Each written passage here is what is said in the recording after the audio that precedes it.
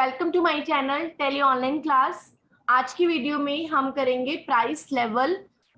Sales management के लिए हम लोग यूज करते हैं प्राइस लेवल के फीचर को। अगर अपने प्रोडक्ट्स के प्राइस को आप सेट करना चाहते हैं तो हम प्राइस लेवल के फीचर के थ्रू कर सकते हैं। सपोज मैं अपना कोई भी स्टॉक सेल करती हूँ कस्टमर्स को, होलसेलर्स को या रिटेलर्स को, किसी को भी मैं अगर सेल करती हूँ तो मेरा जो प्राइस रहता है प्रोडक्ट का वो होलसेलर प्राइस अलग रहता है, कस्टमर प्राइस अलग रहता है। तो उस केस में मैं चाहती हूँ कि मैं अपने प्रोडक्ट्स का प्राइस जो है ना वो पहले से फिक्स करके रख दूं, ताकि उससे हो क्या कि जब भी मैं कोई प्रोडक्ट का रेट लूं तो अपने आप ही मतलब जस्ट मैं प्रोडक्ट की क्वांटिटी डालूंगी एंट्री करते टाइम मेरा रेट ऑटोमेटिक आ जाएगा। ओके, मेरे को जस्ट ये बताना पड़ेगा कि मैं जो सेल कर रही हूँ वो मैं कस्टमर को कर रही हूँ या होलसेलर को कर रही हूँ। तो ना सेल्स मैनेजमेंट प्रोसेस के लिए ही हम लोग यूज करते हैं प्राइस लेवल। परचेज के केस में प्राइस लेवल यूज नहीं होता है। ओके, तो हम यहाँ पे प्राइस लिस्ट बनाते हैं। उसके लिए आपके पास दो ऑप्शन है, आप चाहो तो आप F11 में जाके फीचर को इनेबल कर सकते हो, या अगर आप फीचर नहीं भी इनेबल करेंगे तो भी हमारे पास मास्टर्स पे जाके ऑप्शन होता है प्राइस लेवल को एक्टिवेट करने का। ओके, एग्जाम में क्वेश्चन आता है प्राइस लिस्ट का कि क्या जब प्राइस लेवल हमें यूज करना होता है तो क्या हमें F11 में जाके फीचर इनेबल करना मैंडेटरी होता है, विदाउट फीचर इनेबल करे क्या मैं प्राइस लिस्ट नहीं बना सकती। तो आपको ट्रू या फॉल्स में आंसर देना होता है। यहाँ पे हमें दोनों ऑप्शन मिलते हैं। आप चाहो तो यहाँ मल्टीपल प्राइस लेवल के ऑप्शन को यस करो, फिर यूज कर लो प्राइस लेवल, या फिर अगर आपने ऐसा नहीं करना तो आप मास्टर्स में क्रिएट पे जाओ, यहाँ पे शो मोर पे जाओ, उसके बाद शो इनएक्टिव पे जाओ। शो इनएक्टिव पे जाओगे तो आपको यहाँ पे शो कर रहा है कि प्राइस लेवल आपका एक्टिव नहीं है। तो मैं प्राइस लेवल एक्टिव यहीं से भी कर सकती हूँ, मैं एंटर करूंगी ना, ये मेरा एक्टिव हो जाएगा, एंटर करूंगी।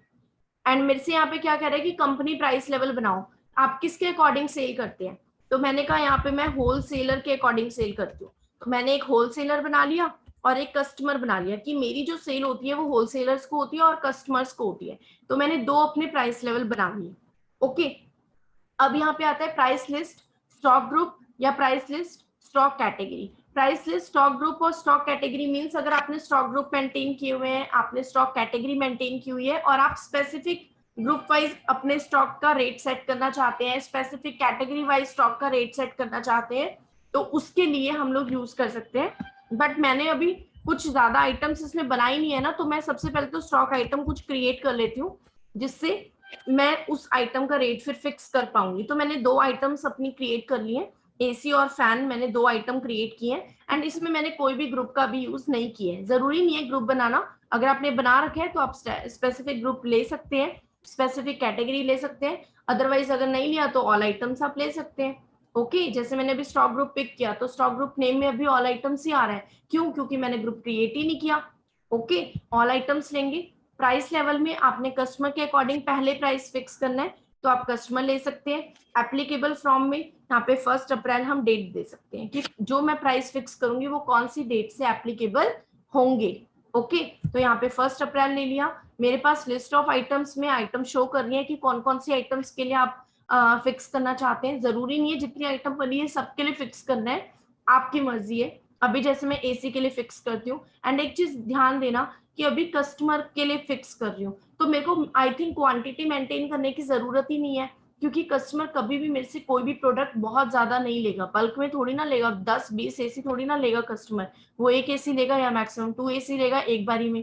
तो मैं यहाँ पर इसकी क्वांटिटी को कंसीडर नहीं कर रही हूँ, मैं जस्ट इसका एक प्राइस फिक्स कर रही हूँ जो कि एक फ्लैट अमाउंट सेट कर रही हूँ। डिस्काउंट परसेंटेज अगर मैं डिस्काउंट यहाँ पर देना चाहती हूँ तो उसके लिए F11 फीचर आपको इनेबल करना पड़ेगा, मतलब ये ना आपको पीछे ही करना पड़ेगा, बैक करके ही आपको इनेबल करना पड़ेगा F11 में जाके ये वाला feature, use discount column in invoices. अगर ये ऑप्शन यस होगा तभी आप डिस्काउंट परसेंटेज दे सकते हैं, अदरवाइज नहीं दे सकते। और जरूरी नहीं है, आपकी मर्जी, अगर आपको देना है तो ये फीचर इनेबल करके आप दे सकते हैं। ओके, तो अभी मैं नहीं दे रही हूँ, जस्ट मैंने आपको फीचर बता दिया है कि आप कहाँ से दे सकते हैं।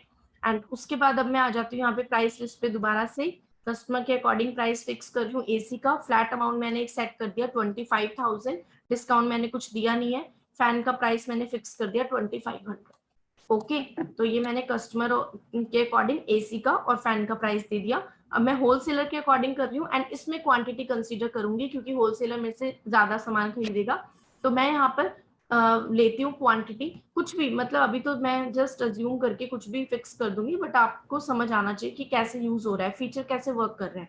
ओके, तो सपोज मैंने कहा कि अगर कोई भी होलसेलर में से 10 तक एसी लेगा तो एक एसी में उसको 24,000 का सेल करूंगी। अगर 10 to 20 लेगा तो थोड़ा सा रेट और कम कर दूंगी, 22,500 कर दूंगी। अगर 30 तक लेगा तो 22,000 कर दूंगी। मैंने ये प्राइस फिक्स कर दिया। अगर इसमें भी डिस्काउंट परसेंटेज देना है तो आप दे सकते हैं। ओके, अब मैंने एक टाइम पे तो रोकना ही है ना क्वांटिटी, तो मैंने 30 पे रोक दिया। 30 से अब कोई कितना भी ले उसको 22,000 का ही पड़ेगा, मतलब मेरा जो लीस्ट प्राइस है वो 22,000 है। मैं इसी 22,000 से नीचे में नहीं सेल करूंगी। ओके, उसके बाद एज इट इज मैंने फैन के लिए भी कर दिया। तो मैंने कहा सपोज 5 तक अगर कोई फैन लेता है तो उसको मैं एक फैन 2,000 का सेल करूंगी। 5 to 15 के बीच में लेता है 1,800 का सेल करूंगी। 15 to 20 के बीच में, मतलब मैं क्वांटिटी तो अपने अकॉर्डिंग सेट कर रही हूँ। आप यहाँ पर एक बार अपने प्रोडक्ट का प्राइस जरूर सेट करेंगे, बिना प्राइस सेट करे आप प्राइस लिस्टिंग नहीं कर पाएंगे सेल्स करते टाइम एंट्री में। ओके, तो यहाँ पर मैंने 2 आइटम्स का रेट सेट कर दिया, होलसेलर्स के अकॉर्डिंग भी और कस्टमर के अकॉर्डिंग भी। और मैंने दोनों की एप्लीकेबिलिटी डेट रखी है 1 अप्रैल की, जब मैं 1 अप्रैल से एंट्री करूं तो होलसेलर और कस्टमर के अकॉर्डिंग ये प्राइस पिक होने चाहिए। ओके, अब मैं वाउचर्स पे आती हूँ। F8 सेल्स पे मैं आई एंड यहाँ पर F2 प्रेस किया मैंने। अभी मैं 2 अप्रैल में एंट्री कर रही हूँ। पार्टी मैंने ले ली जिस भी पर्सन को मैं यहाँ पर सेल कर रही हूँ। तो सपोज मैंने यहाँ पे लिया राज। राज मेरा एक कस्टमर है। ओके, तो मैं इसको सन्ड्री डेटर ले लेती हूँ। मैंने कहा राज मेरा एक कस्टमर है। जैसे ही मैंने एंटर किया ना, यहाँ पर देखो मेरे से कॉर्नर पे प्राइस लेवल पूछ रहा है कि राज आपके लिए क्या है, कस्टमर के अकॉर्डिंग प्राइस उठना चाहिए या होलसेलर के। तो मैंने कहा राज मेरा कस्टमर है, कस्टमर के अकॉर्डिंग उठना चाहिए। सेल्स का लेजर क्रिएट नहीं है मेरा, तो मैं क्रिएट कर लेती हूँ। आपका क्रिएट होगा तो आप सीधा पिक कर लेना। ओके, उसके बाद नेम ऑफ आइटम में आप एसी पिक करना। अभी मेरे पास स्टॉक का नेगेटिव आ जाएगा क्योंकि मेरे पास स्टॉक नहीं है, मैंने तो जस्ट अभी क्रिएट ही किया है। तो मैं अभी ना इसका ओपनिंग डाल देती हूँ ताकि मुझे पता रहे कि मैंने ये स्टॉक ऑलरेडी रखा हुआ है अपने पास। नेगेटिव नहीं आएगा ना, अदरवाइज नेगेटिव आ जाएगा। तो एसी मैंने यहाँ पे कितने रखे, 5 एसी रखे। सपोज राज है, राज तो मेरा कस्टमर है, 2 एसी सेल किए मैंने राज को। आप देखेंगे 25,000 प्राइस अपने आप उठ गया और मैंने इसका वैसे भी एक फ्लैट अमाउंट रखा था।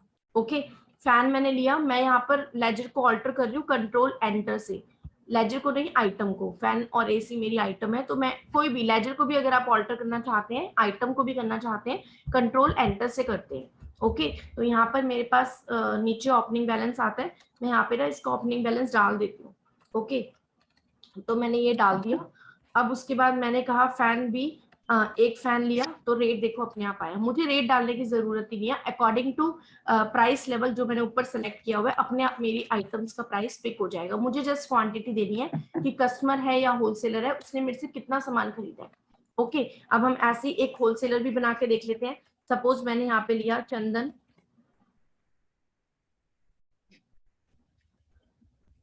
इलेक्ट्रॉनिक्स, इसको मैंने दे दिया अंडर सन्ड्री डेटर्स, ये मैंने दिया। उसके बाद यहाँ पे मेरे से पूछा प्राइस लेवल, मैंने यहाँ पे होलसेलर दे दिया। सेल्स लिया एसी, रैंडमली कुछ भी ले रही हूँ। मैंने कहा सपोज 12 एसी सेल किया चंदन को मैंने, रेट अपने आप आ रहा है। फैन लिया, फैन भी मैंने रैंडमली ले लिया 8 फैन, तो उसके अकॉर्डिंग रेट पिक हो गया।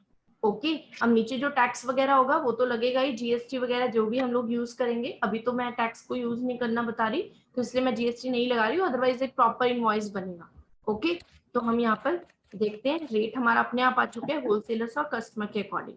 बस यही फीचर होता है प्राइस लिस्टिंग बनाने के बाद। आप कोई भी सेल करेंगे तो आपको जस्ट ये बताना पड़ता है कि आपका जो सेल आप कर रहे हो वो कस्टमर को कर रहे हो या होलसेलर को कर रहे हो। एग्जाम में क्वेश्चन जो एक था वो मैंने बता दिया था ट्रू फॉल्स का, और सेकंड प्राइस लेवल से रिलेटेड क्वेश्चन ये आ सकता है कि जो आप सेल की एंट्री कर रहे हैं, जो आप प्राइस लेवल यूज कर रहे हैं वो सेल्स के लिए ही यूज होता है या फिर परचेज के लिए भी होता है। तो ट्रू फॉल्स या एमसीक्यूज में इसमें ऑप्शंस देकर आपको ये क्वेश्चन पूछ सकते हैं। ओके, तो अब हम करते हैं रिवाइज प्राइस लिस्ट। रिवाइज का मतलब क्या होता है, सपोज 5 अप्रैल से जो होलसेलर के अकॉर्डिंग प्राइस थे वो मैंने चेंज करने हैं, तो मैं ना उसको रिवाइज कर सकती हूँ, प्राइस को रिवाइज कर सकती हूँ। कैसे, मास्टर्स में ऑल्टर पे जाऊंगी, ऑल्टर पे जाके यहाँ पर मैं आऊंगी प्राइस लिस्ट पे। आप देखेंगे मेरे पास ऑल्ट आर से रिवाइज प्राइस आता है, शॉर्टकट की पता होनी चाहिए, ऑल्ट आर से रिवाइज प्राइस। इसके ऊपर क्लिक करती हूँ, एंटर करती हूँ। प्राइस लेवल में किसके अकॉर्डिंग, वो मुझसे कह रहा है किसके अकॉर्डिंग रिवाइज करना है प्राइस, मैंने कहा होलसेलर के अकॉर्डिंग करना है। एप्लीकेबल फ्रॉम कौन सी डेट से एप्लीकेबल करना है, जो प्राइस रेट चेंज हो गया है वो कौन सी डेट से एप्लीकेबल करना है, मैंने कहा 5 अप्रैल से करना है। रिवाइज प्राइस कितना करना है, मतलब इंक्रीज करना है या डिक्रीज करना है, परसेंटेज वाइज करना है, अमाउंट वाइज करना है, तो सब ऑप्शन है। तो सपोज मैंने कहा इंक्रीज करना है, जितना भी मैंने सेट किया हुआ उसमें ना 10 रुपीज ऐड हो जाने चाहिए। ठीक है, डिस्काउंट मैंने दिया नहीं था तो मैं नॉट एप्लीकेबल रखूंगी, अदरवाइज आपके पास डिस्काउंट का भी ऑप्शन है, आप उसको भी रिवाइज कर सकते हैं। ओके, एंड आप देखेंगे revise price list updated to view price list, आप देखेंगे यहाँ पे जितना भी मैंने फिक्स किया था अकॉर्डिंग टू होलसेलर उसमें 10-10 रुपए ऐड हो चुके हैं। ठीक, अब मैं यहाँ पर इसको एक्सेप्ट करने के बाद जब एंट्री पास करूंगी 5 अप्रैल के बाद, मतलब मेरे को एंट्री तो 5 अप्रैल के बाद ही करनी पड़ेगी ना, अगर मैं 5 अप्रैल से पहले एंट्री करूंगी तो रेट मेरे प्रीवियस वाले ही पिक करेगा जो मैंने पहले फिक्स किए थे। अगर मैं यहाँ पे लेती हूँ 10 अप्रैल और मैंने यहाँ पर ले लिया चंदन इलेक्ट्रॉनिक्स, क्योंकि ये मेरा होलसेलर था तो मैंने यहाँ पे होलसेलर लिया, एंड एक बार देखते हैं प्राइस कैसे आ रहा है।